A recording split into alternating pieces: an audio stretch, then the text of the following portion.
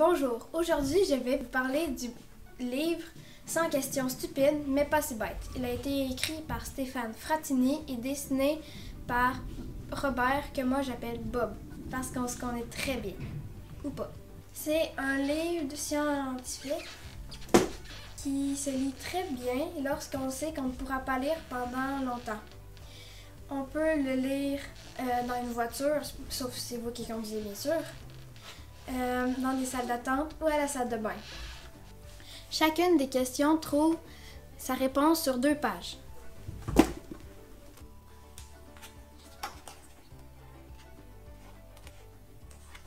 Vu que c'est pas une histoire qui se suit, vous pouvez le lire dans l'ordre ou dans le désordre. On peut passer par-dessus les questions qui ne nous intéressent pas et plus profiter de ceux qu'on aime.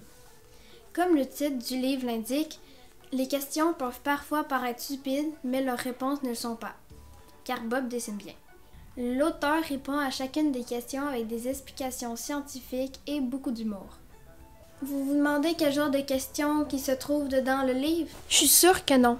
Je vais vous nommer quelques questions qui m'ont particulièrement plu. Même si vous voulez pas. Pourquoi les chats ont peur des cocombes? Non, ce n'est pas parce qu'ils mangent la viande et qu'ils ont peur des légumes verts. C'est plutôt la phobie des serpents. Les chats ont une phobie des serpents. La forme longue, allongée, verte leur rappelle beaucoup les serpents. Donc, évitez de le faire à tout prix car ça le stresse beaucoup. Miaou.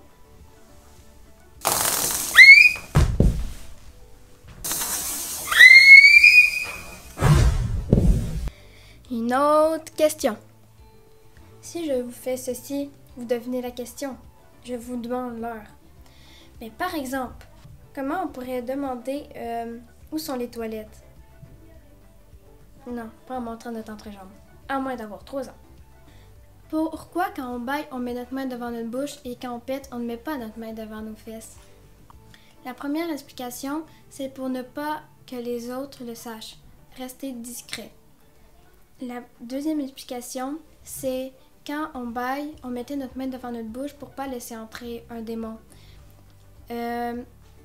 Alors, on mettait notre main devant notre bouche pour pas se faire contrôler le cerveau et le corps.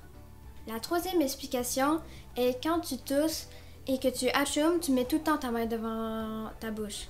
Alors, quand tu bailles, tu mets ta main devant ta bouche pour pas montrer ta bouche grande ouverte et aussi pour pas que les autres pensent que tu t'ennuies. J'ai beaucoup aimé ce livre et je donnerais même une note de 9 sur 10. Car avant, je me posais beaucoup de questions. Je demandais à plusieurs personnes quelle était leur réponse, mais aucune réponse. Ce livre m'a donné vraiment beaucoup de réponses.